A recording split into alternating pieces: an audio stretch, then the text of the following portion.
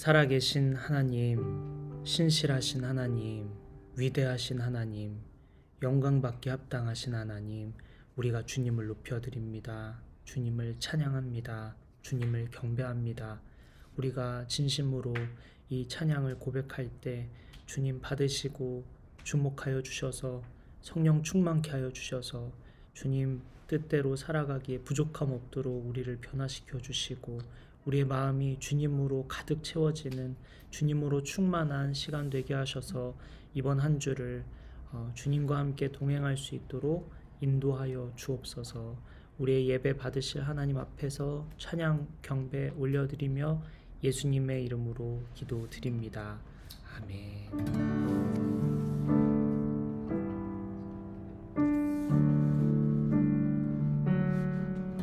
나는 아흔아홉 마리 같아서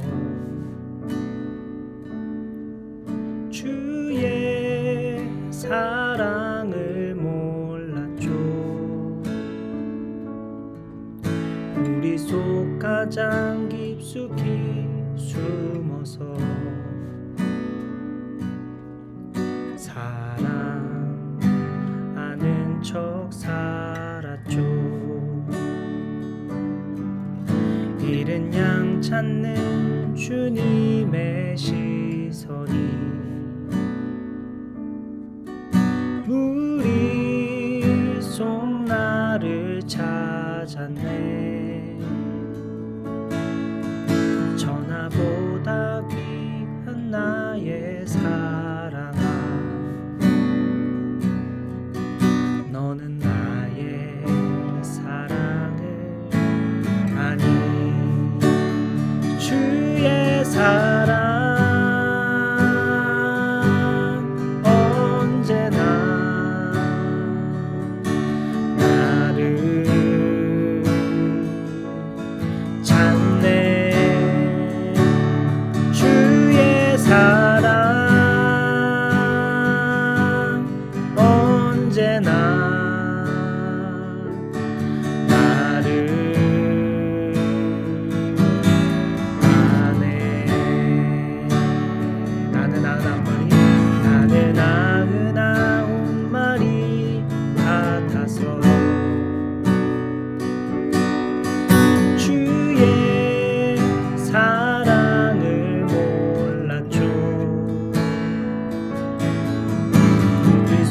가장 깊숙이 숨어서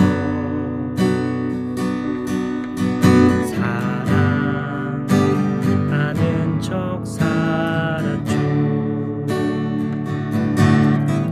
잃은 양 찾는 주님의 시선이 우리 속 나를 찾았네. 보다 귀한 나의 사랑아, 너는 나의 사랑을 아니. 주의 사랑 언제나 나를 찾네.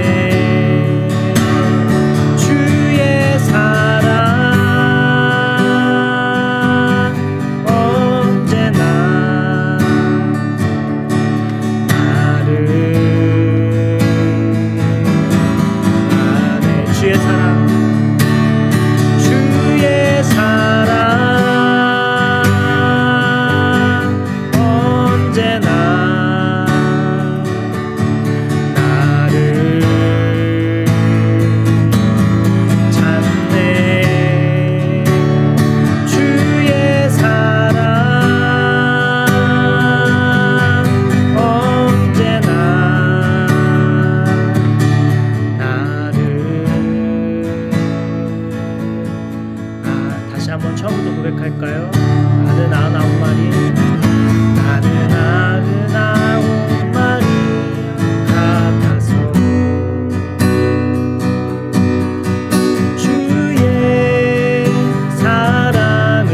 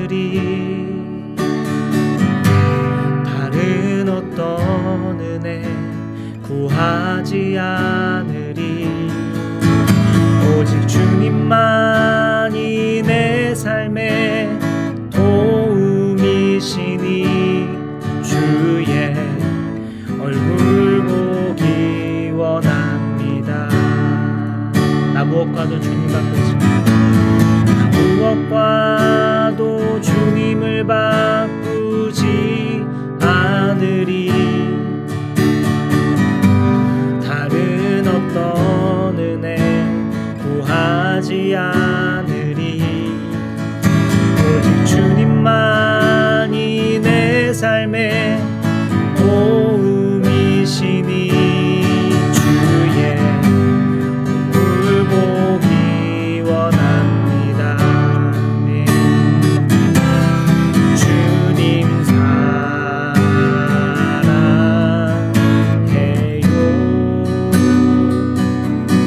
온 마음과 정성 다해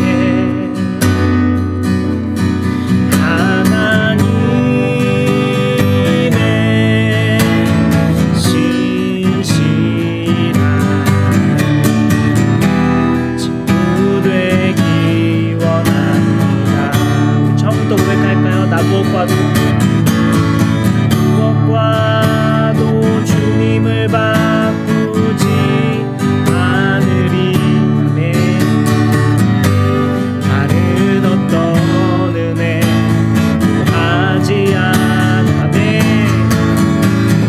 주님만이 내 삶의 도움이시니 주의 얼굴 보기 원합니다. 다시 한번 처음부터 고백할까요? 나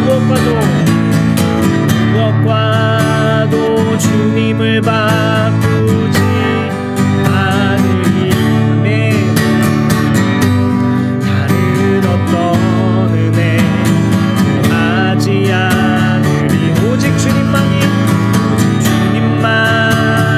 내 삶의 도움이시니 주의 얼굴 보기 원합니다. 네.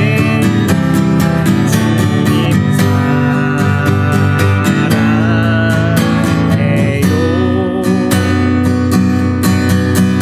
마음과 정성 다해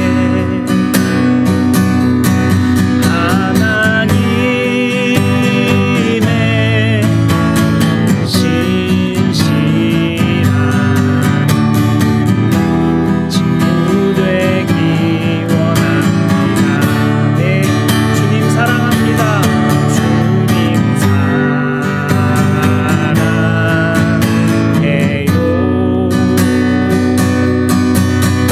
마음과 정성 다해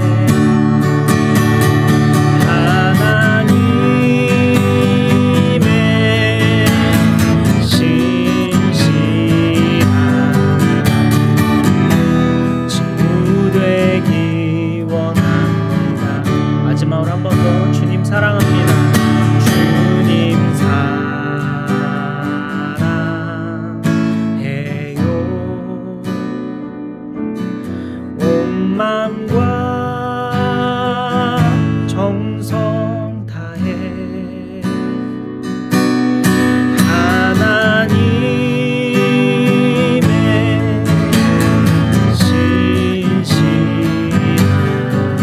신실한 친구 되기 원합니다.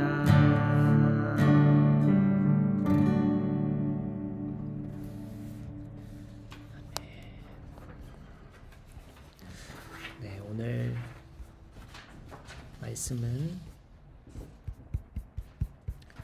요한복음 1장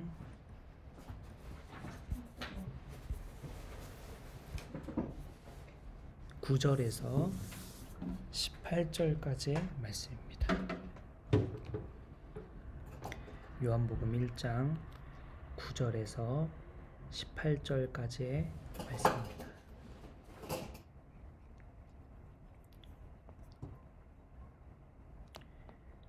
네. 요한복음 1장 9절부터 18절까지의 말씀, 제가 한 절, 여러분 한 절 교독하겠습니다.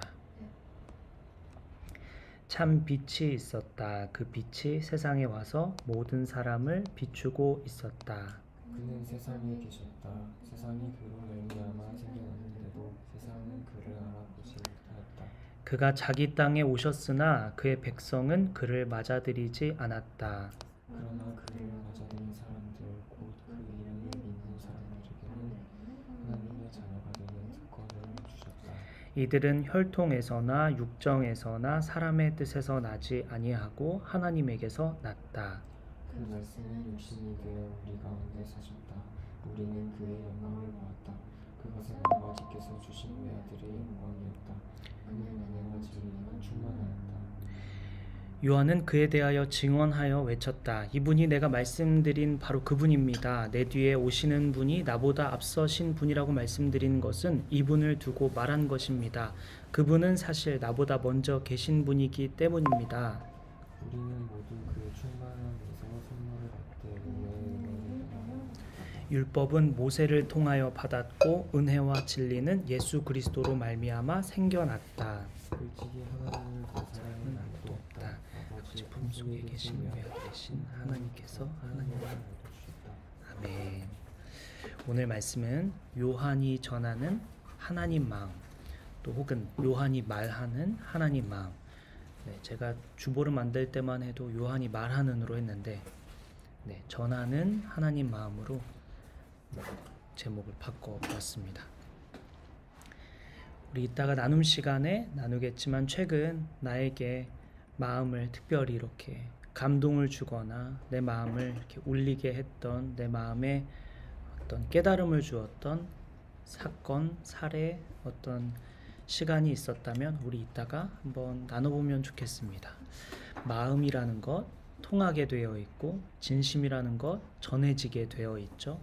우리는 우리 사람의 마음도 이렇게 전달이 된다면 하나님의 마음도 우리를 향하고 있다면 전해지고 있어야 하는데 우리는 깨닫지 못할 때가 있습니다. 왜 그럴까? 우리는 하나님의 마음에 대해서 우리 좀 살펴보고 우리 이따 나눠보면 좋겠습니다. 요한이 전하는 하나님 마음, 요한이 말하는 하나님의 마음 무엇일까? 우리 첫째, 우리 함께 살펴보죠. 첫째는 하나님은 나에게 무관심하지 않다라는 것입니다. 요한이 우리에게 말해주는 하나님 마음은 무엇이냐? 하나님은 나에게 무관심하지 않다는 것입니다. 우리의 인생에 관심이 있으시고 우리의 인생을 귀 기울이고 계시고 우리의 인생을 주목하고 계신다는 것을 우리는 기억해야 합니다. 요한은 첫 번째 오늘 본문을 통해 우리에게 꼭 전하고자 하는 것이 첫 번째는 무관심하지 않다. 주목하고 있고 너를 향한 계획이 있고 너를 향한 사랑이 있고 너를 향한 뜻이 있다라는 것을 오늘 본문을 통해 정확하게 전달하고 있습니다. 오늘 본문 10절부터 11절 말씀 우리 잠깐 한번 살펴볼게요.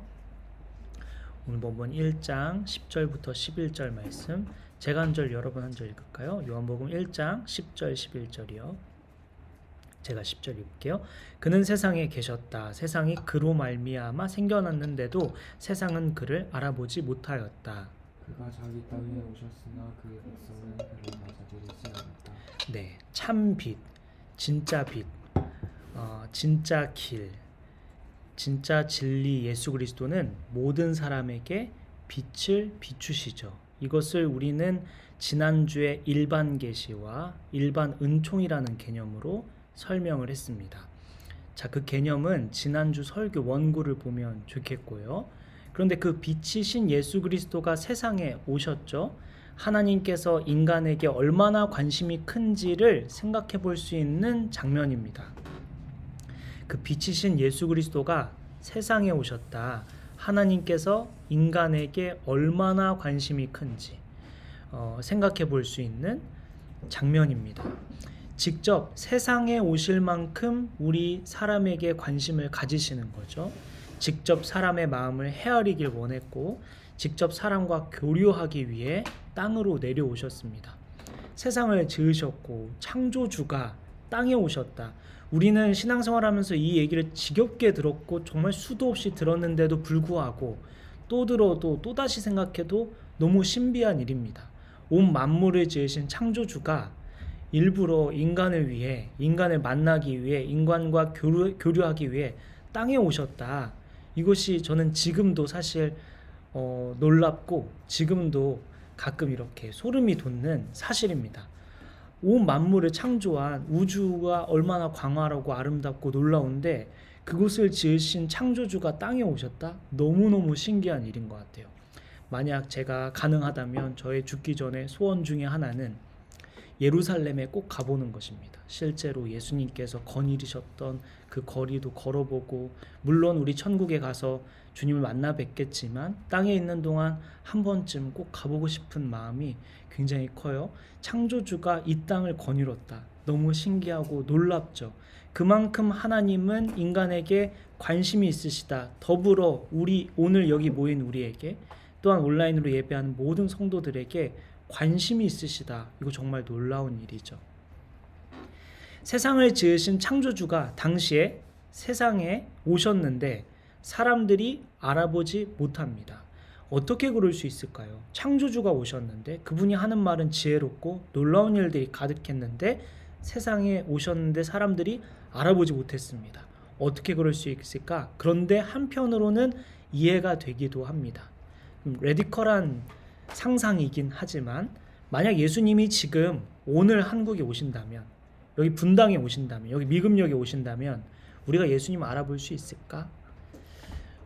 의심하느라 시간을 지체하거나 진짜 예수님 맞나? 의심하거나 또 본인 일에 치여가지고 저는 논문 쓰러 가야 되고 또 다음날 출근하러 또 집에 가야 되고 또 그러느라 모르고 지나칠 가능성이 높지 않을까? 이런 생각이 좀 듭니다.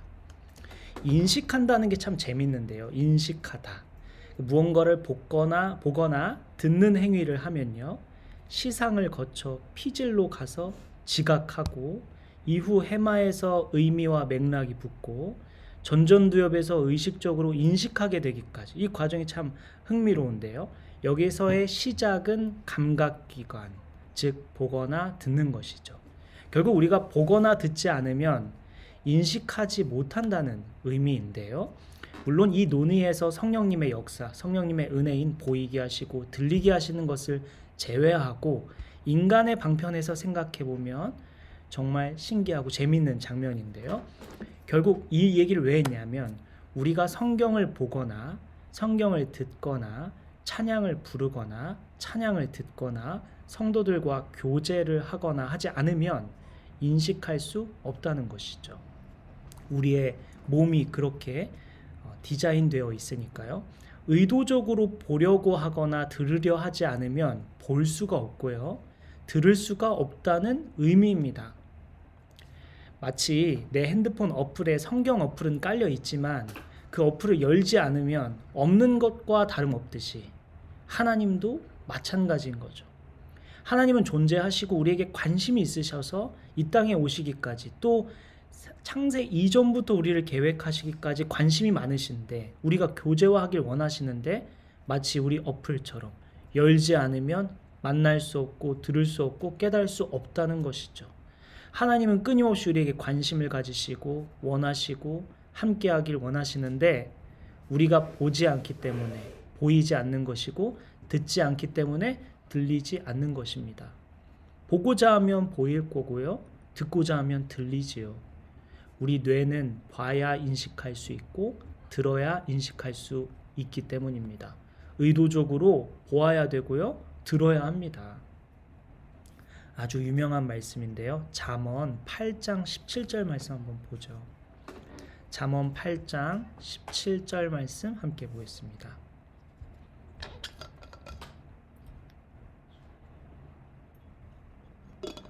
잠언 8장 17절 말씀입니다. 아주 유명한 말씀이죠. 우리 이 말씀을 마음에 새기며 같이 한번 읽어볼게요. 시작. 나는 나를 사랑하는 사람을 사랑하며 나를 간절히 찾는 사람을 만나준다. 간절히 찾으면 만나주신다고 약속까지 하셨어요. 또 우리의 몸은 디자인되어 있는 게 보아야 인식할 수 있고 들어야 인식할 수 있다고 했습니다. 만약 우리가 하나님을 만나고자 한다면 의도적으로 봐야 하고 들어야 한다고 했어요. 게다가 하나님은 우리를 너무 만나고 싶어 합니다. 너무 관심이 많으시고 우리를 향한 계획이 있으시다 했습니다. 청소년을 만나다 보면 거의 대부분은 공부를 잘하고 싶다고 말하는데요. 그런데 정말로 공부를 잘하고 싶은 걸까? 공부를 잘하는 상태, 그 이상적인 모습에 대한 바람은 있지만 그에 대한 대가지불, 노력이라는 대가지불은 원하지 않는 대부분 원하지 않죠. 이런 장면을 보면 우리 신앙생활과 유사하다는 생각이 듭니다. 하나님을 만나고 싶다고 말은 하지만, 하나님 뜻대로 살겠다고 말은 하지만, 하나님을 만나려는 행동, 하나님을 만나기 위한 행동은 배제되어 있죠. 우리는 의도적으로 주님을 만나고자 한다면 의도적으로 우리가 보아야 하고 들어야 하는데 그렇게 하지 않는 우리의 모습입니다. 다시 말하지만 요한은 오늘 우리에게 첫 번째 뭘 말해주고 있냐면은 하나님은 나에게 무관심하지 않다. 하나님은 나를 만나고 싶어 하신다. 하나님은 나에 대한 계획이 있으시다. 하나님은 나를 사랑하신다. 요한은 이것을 말해주고 싶었던 거예요. 또한 이와 같은 말씀 요한계시록에 나와 있는데요. 이것도 아주 유명하고 종종 우리가 보는 말씀입니다. 우리 한번 살펴보죠. 요한계시록 3장 20절 말씀입니다. 요한계시록 3장 20절 말씀 함께 보죠.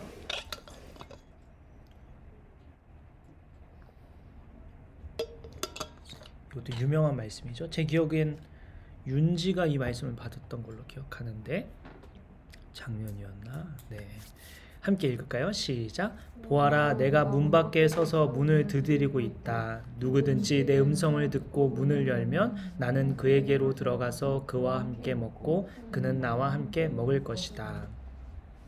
하나님은 우리를 만나고 싶어 하시는데 관심도 있으시고 계획도 가지고 계시고 그래서 마음의 문을 계속 두드리고 계신다 이렇게 말하고 있죠.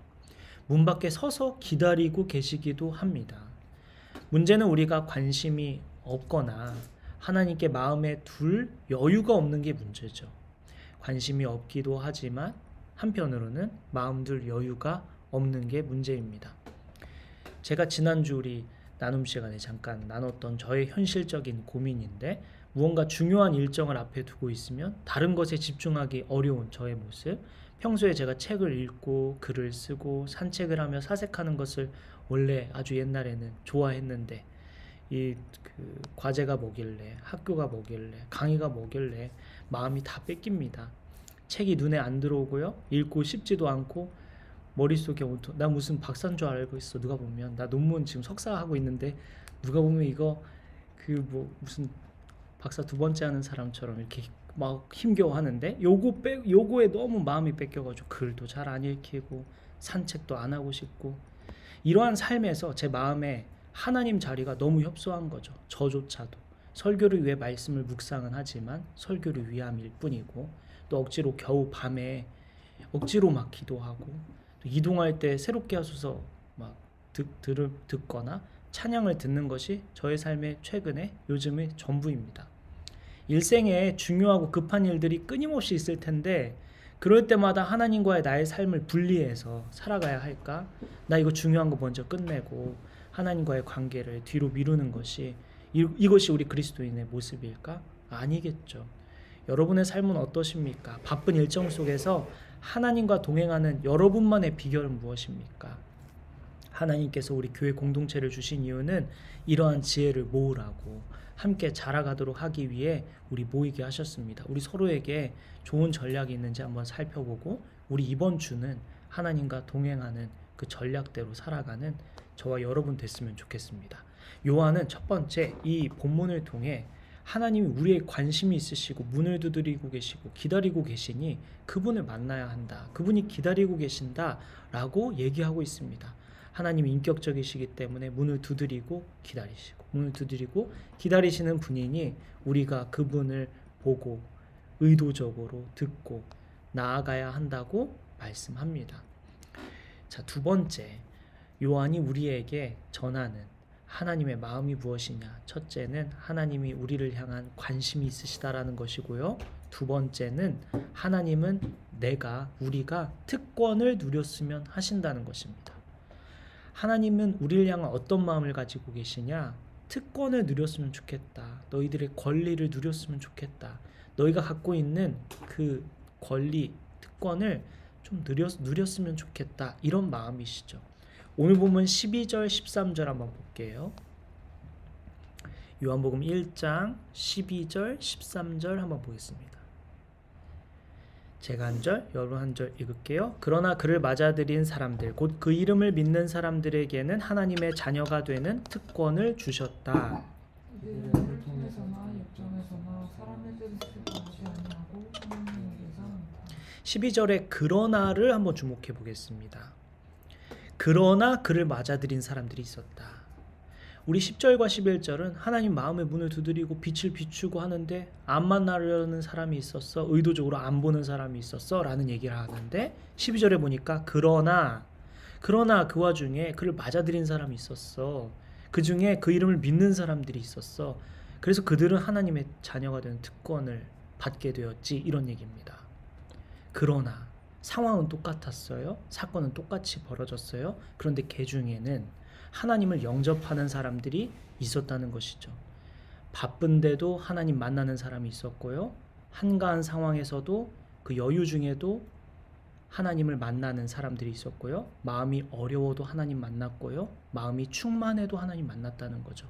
슬퍼도 하나님 만났고요. 행복해도 하나님 만났다는 것입니다. 언제든 하나님과 연합하는 사람이 있었다는 것이죠.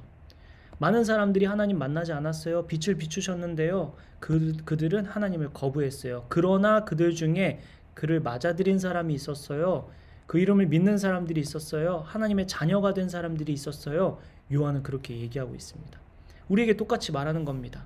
우리의 바쁜 상황, 우리 어려운 상황, 불안한 상황 다 똑같습니다. 그러나 그럼에도 불구하고 하나님을 붙드는 사람이 있었습니다. 그게 당신이어야죠. 당신이 하나님을 붙들어야죠. 당신이 하나님과 동행해야죠. 이렇게 얘기하고 있는 겁니다. 그러나 누군가는 이러한 상황에 그럼에도 불구하고 주님 의지하는 사람이 있었다는 것입니다. 어떤 상황이든 하나님과 연합하여 삶을 살아가는 사람들, 그런 사람들이 있었다는 것이죠. 예수님을 주인으로 모시는 사람, 그럼에도 예수님을 주인으로 모시는 사람이 있었고요. 예수님 뜻대로, 그럼에도 불구하고 뜻대로 걸어가려는 사람들이 있었다는 것입니다. 그러한 사람들에게 주님은 자녀가 되는 특권을 주셨는데요. 요한은 이 특권에 대해서 설명하며 설득하고 있습니다. 이 특권을 누리십시오. 하나님이 주신 특권입니다. 특권을 당신은 얼마나 누리고 살고 있습니까? 당신이 특권을 가지고 있다는 것을 여러분 알고는 계십니까? 이런 얘기를 하고 있는 거죠. 예수님을 주인으로 모시고 살고 예수님의 뜻대로 살아가는 사람에게 특권을 주셨으니 그것을 누리고 있는지 돌아보라고 우리에게 얘기하고 있습니다. 그러면 여기서 말하는 특권 뭘까? 우리가 누리고 있는 특권 뭘까? 예수님을 주인으로 모시고 살면 어떤 특권을 누릴 수 있다는 것일까? 간단하게 세 가지만 간단하게 볼 텐데요. 첫째는 신분에 대한 권리를 말합니다. 여기서 말하는 것은 신분에 대한 권리입니다. 하나님의 자녀가 되는 권리, 특권을 주셨다. 이런 말이 무엇이냐? 하나님을 믿으면, 예수 그리스도를 주인으로 모시면 세 가지 권리가 있는데 첫 번째는 신분에 대한 권리입니다. 단순히 하나님이 우리를 좀 챙겨주시는 그런 어떤 존재가 된 거야 라는 게 아니라 법적으로, 우리 성경은 이것을 표현할 때 늘 법적인 용어로 얘기하죠. 그것이 유의미하다라는 의미인데 법적으로 우리를 양자로 인정하신다는 의미입니다. 신분에 대한 권리. 그래서 단순히 피조물이면서 죄인인 신분에서 그냥 피조물이고 그냥 죄인인 존재에서 의롭다함을 인정받는 자녀로 신분이 바뀐다는 의미입니다. 결국 하나님이 심판자 이전에 아버지, 아빠라 부를 수 있게 된 권리를 의미합니다. 하나님 신적인 존재에서 더 나아가 우리의 아빠 되신 존재, 아버지이신 존재, 우리는 그분의 자녀인 존재, 신분의 권리가 우리에게 주어져 있다는 거죠. 아버지라는 존재가 우리에게 주어졌다라는 것입니다. 하나님이 나를 버리실지도 몰라. 신은 우리가 잘해야 되는데 하나님 날 버리실지도 몰라 하는 두려움 안에서 사는 존재가 아니라 언약 관계 안에 있는 사람, 언약 안에서 우리가 자녀된 존재, 이러한 신분이 생긴다는 것이죠. 우리는 이러한 신분을 가졌다면, 내 아버지이시라면 우리는 어떠한 태도로 나아갈 수 있을까? 우리의 삶은 어떻게 달라질까? 나의 생각은 어떻게 달라질까? 정말로 우리가 하나님을 우리의 아버지라고 믿는다면 우리가 삶이 어떻게 달라질까요? 요한은 우리에게 그 얘기를 하고 있습니다. 당신은 특권을 누리고 있는데요. 첫 번째, 신분이 바뀌었어요. 그거 알고 계십니까? 당신의 하나님이 당신의 아버지이십니다. 그렇다고 한다면, 하나님이 나의 아버지라고 한다면 우리의 생각은, 우리의 삶은 어떻게 달라질 수 있을까? 정말로 우리는 하나님을 아버지라고 생각하고 있을까? 우리가 그분의 자녀라고 생각하고 있을까? 요것을 지적하고 있는 거죠. 두 번째 권리는 무엇이냐면 유산에 대한 권리입니다. 우리가 예수 그리스도를 주인으로 모시고 하나님을 나의 하나님이다 고백하는 자녀들에게는 첫 번째 신분에 대한 권리도 주시고 두 번째 유산에 대한 권리를 주십니다. 영접하는 사람은 하나님의 자녀가 되니까 유산을 받을 자격이 주어지는데요. 이게 무슨 얘기인지 간단하게 좀 사례를 보면 오래전 일인데 실제로 우리에게 일어났던 일이에요. 어느 성도가 저한테 전화를 주셔가지고 자신의 아버지가 이제 돌아가셨는데 예수님 정말 잘 섬기시던 분이라고 했어요. 저희 예수민교회 초창기 일이에요. 그분이 유산을 남기시고 돌아가셨는데 가족들이 모여서 유산을 어떻게 쓸까 하다가 매년 교회를 선정해서 헌금하기로 결정했다고 합니다.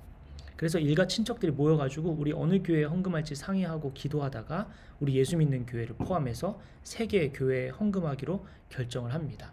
그래서 우리 예수 믿는 교회가 우리 초창기에 조금 여유 있게 시작할 수 있었던 이유가 바로 그분들의 헌금 때문이었어요. 이분들의 유산이 자신들의 것은 아니지만 그 유산으로 귀한 일에 동참할 수 있었죠. 바로 이런 것과 같습니다. 우리가 유산에 대한 권리라는 것이 무엇이냐? 우리 것은 아니지만 우리가 귀한 일에 동참할 수 있는 권리가 생겼다는 것입니다. 우리가 함께 예수 믿는 교회가 그동안 많은 선한 일을 하기 위해 노력해 왔죠. 우리가 헌금한 것도 있지만 우리가 헌금하지 않은 그러한 헌금을 통해 우리가 귀한 일에 참여할 수 있는 권리가 우리에게 주어진 거죠. 우리에게 유산이 그렇게 주어져 있다는 것입니다. 너희들은 그러한 큰 유산이 주어져 있는데 하나님이라는 존재, 그분이 우리에게 주신 사랑, 그 복음, 그리고 재능, 여러 가지 것들을 우리에게 주시면서 유산을 주셨는데, 남겨주셨는데 우리가 이것을 충분히 누리고 있는가? 우리가 이것을 알고 있는가? 우리에게 묻고 있습니다. 우리에게 주어진 유산이 무엇인가? 무엇으로도 살 수 없고 얻을 수 없는 새 생명을 낳게 하는 복음을 우리에게 무엇보다 주셨죠. 우리에게 많은 재능도 주시고 여러 가지 주셨지만 무엇으로도 바꿀 수 없는 새 생명을 낳게 하는 영원한 생명을 얻게 하는 복음을 우리에게 주셨죠. 그래서 우리는 이 귀한 일에 동참할 수 있게 된 권리를 누리고 있는 것입니다. 우리가 하나님의 자녀가 되면 첫째 신분에 대한 권리를 누리게 되고 또 하나님 나라 유산을 이어받게 되고 그리고 그렇게 이 땅에 살게 되면 세 번째 권리는 무엇이냐?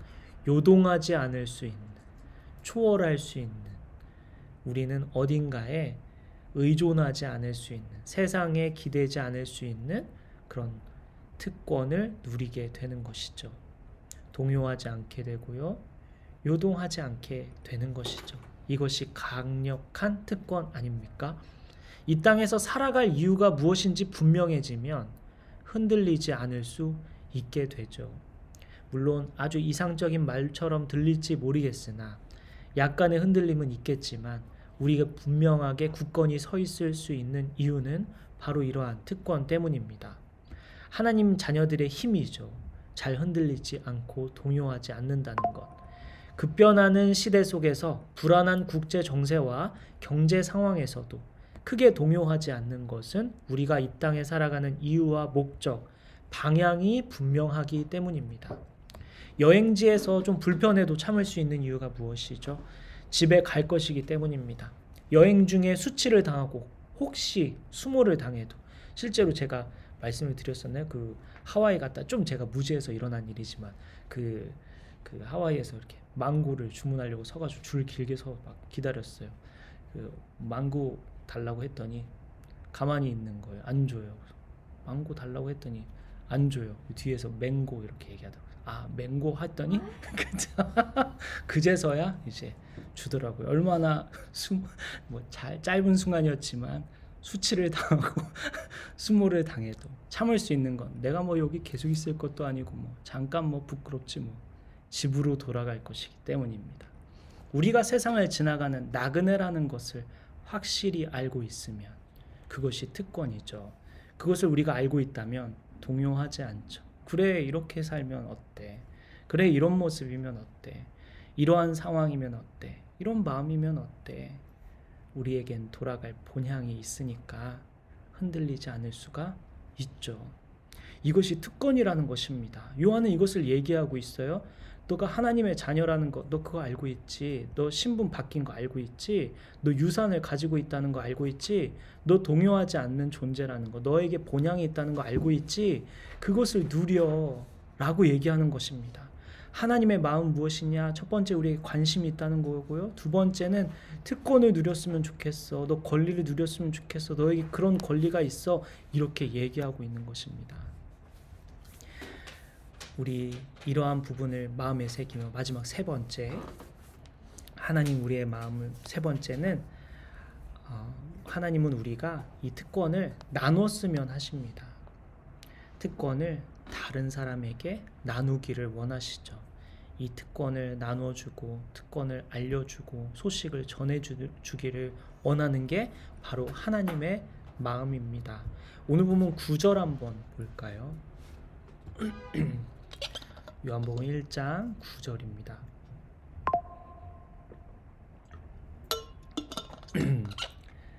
오늘 보면 9절 우리 같이 함께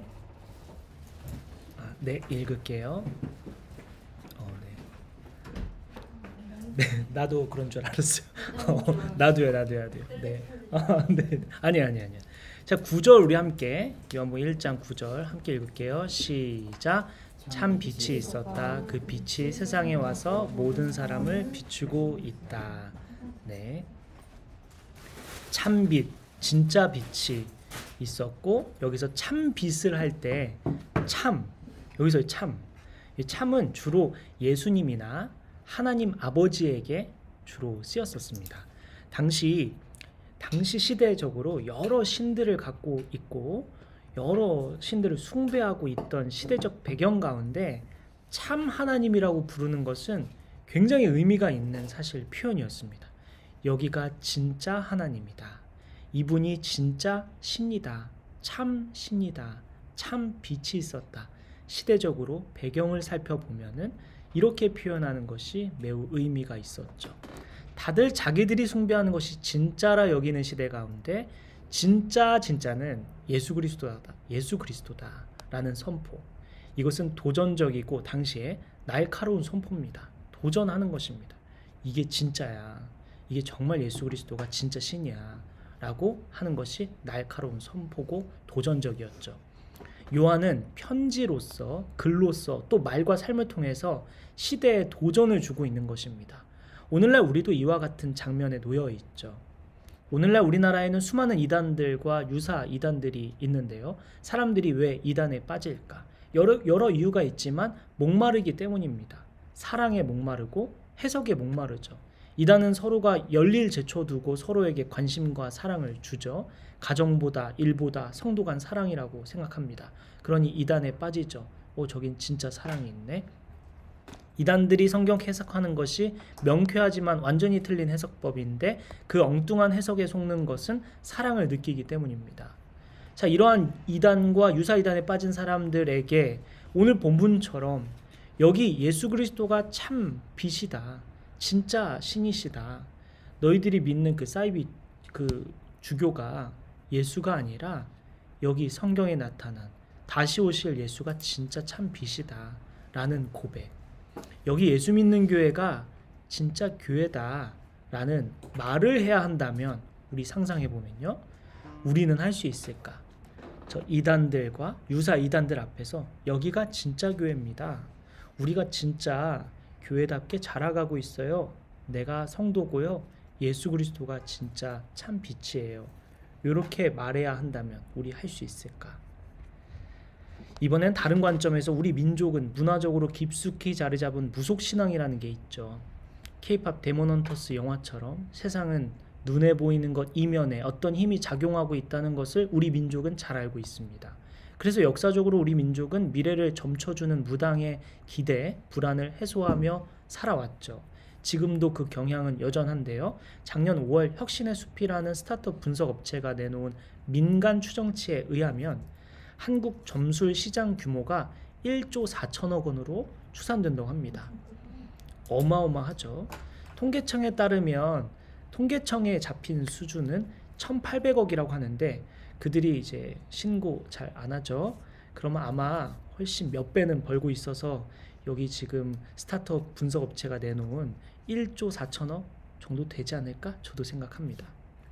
또한 데일리한 기사에 따르면 청년들 10명 중 9명은 점집을 찾고 있다 이렇게 응답했다고 해요. 한국 역술인 협회장에 따르면 역술인 우리나라 30만 명 있고요. 무속인 15만 명 정도 된다고 말하고 있습니다. 불확실한 미래, 급변하는 오늘날, 불안한 사람들에게 길을 찾는 사람들에게 참 빛, 참 길이 바로 예수 그리스도라고 우리는 선포할 수 있을까? 요한은 당시 지금 그런 고백을 하고 있는 겁니다. 참 빛이 여기 있다. 예수 그리스도가 진짜 신이시다 라는 고백을 그 배경 가운데 하고 있는 거예요. 오늘날 우리도 마찬가지로 동일한 도전 앞에 놓여 있다는 것이죠. 너희들이 찾는 그 불안한 길을 걸어가는 너희들아, 참 길이 바로 예수 그리스도야. 예수님 안에 우리 평안할 수 있어. 우리는 선포할 수 있을까요? 만약 그럴 수 없다면 그 이유는 무엇일까요? 혹시 우리도 같이 흔들리고 있기 때문은 아닐까? 마지막으로 10년 전, 20년 전만 해도 자주 회자되던 개념인 모더니즘과 포스트 모더니즘이라는 게 있죠. 모더니즘 간단히 말하면 보편적 의미를 추구하는 개념이라면 포스트 모더니즘은 상대주의와 해체주의를 예를 들 수 있겠습니다. 오늘날은 이 두 개념을 지나 학계에서는 메타 모더니즘이란 말이 등장했는데요. 모더니즘과 포스트 모더니즘 그 사이를 오가며 균형을 찾아간다는 의미로 메타 모더니즘이라는 말이 나왔습니다. 보편성과 개별성의 균형, 획일화와 다면화의 균형이죠. 이러한 시대적 흐름 가운데 우리 그리스도인은 참 빛, 진리이신 예수 그리스도를 어떻게 전해야 할까? 모더니즘과 포스트 모더니즘 그 사이를 오가는 그 흐름 속에서 우리는 어떻게 진짜 신이며 보편적인 사람들에게 의미 있는 신이며 또 개별적으로 의미 있는 신인 예수 그리스도를 어떻게 전할 수 있을까? 우리 그리스도인은 이러한 시대 가운데 어떻게 살아가야 할까? 요한은 하나님의 마음을 우리에게 전하고 있는데 세 번째 하나님은 우리가 누리고 있는 특권 그거 좀 나눠주지 않을래? 라는 마음이 하나님 마음이라고 했다면 오늘 이러한 시대를 살아가는 우리가 어떻게 복음을 전하며 살 수 있을까? 나의 상황에 맞게, 나의 재능에 맞게 어떻게 복음을 전할 수 있을까? 오늘 보면 15절을 보면요. 지난주와 같이 요한의 삶을 주목하게 하십니다. 요한은 외치고 있어요. 영접하든 영접하지 않든 사람들 앞에서 외칩니다. 우리가 누리는 특권, 우리에게 있는 특권은 선물이라고 말하면서 사람들에게 외치고 있죠. 16절을 보면요. 우리는 모두 그의 충만함에서 선물을 받되 은혜에 은혜를 더하여 받았다. 은혜에 은혜를 더하였다고 했어요. 값없이 주어지는 선물, 그것이 은혜를 말하죠. 그저 은혜라는 표현으로는 부족해서 은혜에 은혜를 더했다고 말합니다. 이것이 얼마나 큰 은혜냐면 그냥 은혜라고 말하기에는 부족해. 은혜 위에 은혜, 은혜가 더하여서 은혜라고 말하고 있습니다. 그냥 은혜라고 표현해도 값없이 주어지는 선물이라는 표현만으로도 아주 큰데 그걸로는 모자랐던 거죠. 요한은 그것이 그렇게 느껴졌던 것이죠. 하나님을 믿는다는 것, 예수 그리스도를 주인으로 모시고 사는 삶은 은혜 위에 은혜야. 선물 받은 것보다 훨씬 더 큰 선물이야. 내가 꿈꾸는 것보다 훨씬 더 큰 선물이야. 내가 상상한 것 이상의 삶이야. 내가 기대했던 것보다 훨씬 커. 내가 생각했던 것보다 훨씬 커. 은혜야, 선물이야. 이렇게 말하고 있는 거죠. 우리 요한처럼 고백할 수 있을까? 이 시대 가운데, 불안한 시대 가운데, 급변하는 시대 가운데 우리도 요한처럼 이것이 은혜 위에 은혜라고, 은혜가 더하여진 은혜라고 우리는 고백하고 있을까? 고백할 수 있을까? 다시 우리 두 번째 얘기했던 것처럼 우리는 그 특권을 누리고 있을까? 그 특권을 전하고 있을까? 오늘 보면 14절에 보면요, 말씀이 육신이 되었다고 합니다. 이 말은 하나님은 말만 하는 분이 아니라는 의미입니다. 말씀이 육신이 됐다. 하나님은 말만 하시는 분이 아니다라는 의미입니다. 각자 약속이 아니었죠. 행동으로 보이셨죠. 삶으로 나타내셨습니다. 그것은 우리에게 도전하시는 말씀입니다. 하나님은 우리가 특권을 누리듯 다른 사람도 특권을 누리기를 바라신다고 했습니다. 하나님은 우리를 통해 복음이 흘러가도록 원하시는데 혹시 우리는 그 복음을 흘려보내지 않고 고이게 하고 있지 않은지 주님은 우리가 돌아보기를 원하십니다. 이번 한 주 우리를 사랑하는 마음으로 관심을 갖고 눈여겨보시는 하나님, 우리의 마음의 문을 두드리시고 기다리시는 하나님, 우리를 너무 원하시는 하나님, 우리를 너무 사랑하시는 하나님, 그 하나님 묵상하면서 한 주 보냈으면 좋겠고요. 또한 우리에게 주어진 특권, 우리에게 주어진 신분의 권리, 유산의 권리, 또 요동하지 않을 수 있는 그러한 능력, 이것을 주신 하나님을 생각하며 또 한 주를 보내고 또 이 사랑과 은혜를 어떻게 나눌 수 있을까? 어떻게 나눌 기회가 언제 주어질까? 기다리며 묵상하며 지혜를 구하며 한 주 보내는 저와 여러분 됐으면 좋겠습니다. 우리 잠깐 기도하고 마치겠습니다.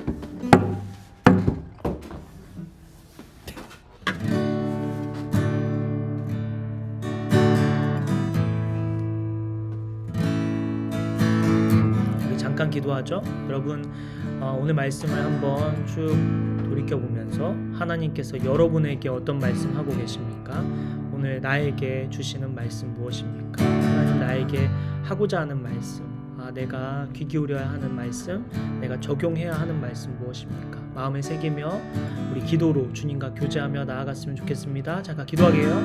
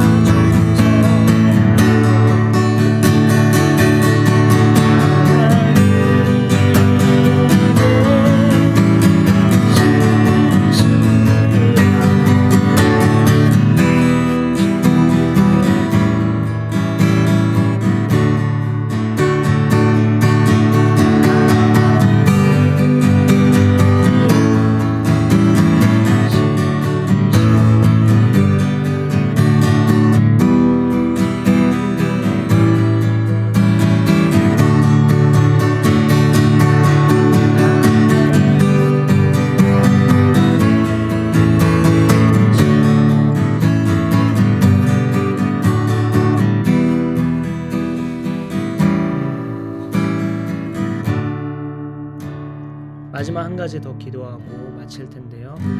우리 서로의 기도 제목 떠올리며 기도하고요.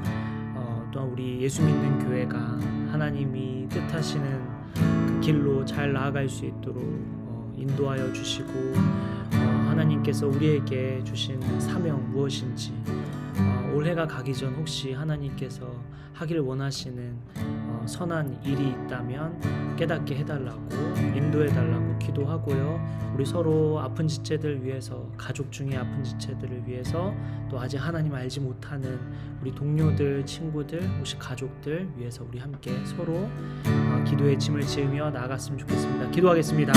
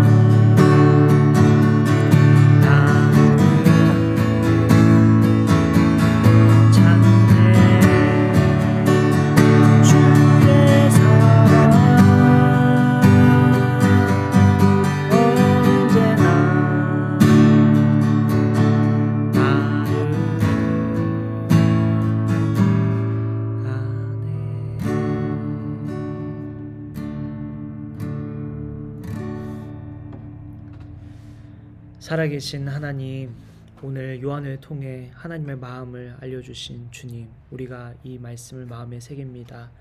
한 주 동안 주님 마음에 새기며 우리를 향한 관심, 우리를 향한 사랑, 우리 다시 기억하고 또 우리가 누리길 원하시는 그 특권들, 우리가 충분히 누리고 있는지 돌아보고 또 이 특권을 우리만 누리고 혹시 있지는 않은지 주변에 전해주라고 붙여주신 사람들이 있는데 우리가 묵인하고 살고 있지는 않았는지 돌아봅니다. 이번 한 주는 아버지의 마음 따라 살아가는 저와 여기 모인 성도들, 온라인으로 예배하는 모든 성도들 될 수 있도록 축복하여 주시고 인도하여 주옵소서.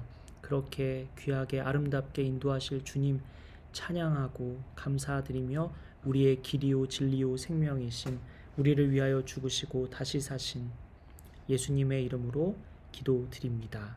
아멘. 축도하겠습니다. 이제는 우리 주 예수 그리스도의 은혜와 하나님의 크신 사랑과 성령님의 감화 감동 교통 역사하심이 한 주 동안 아버지의 마음으로 살아가기로 결단하는 저와 여기 모인 성도들과 온라인으로 예배하는 모든 성도들 머리 위에 지금부터 영원까지 함께 해주시기를 간절히 기도하며 축원하옵나이다. 아멘.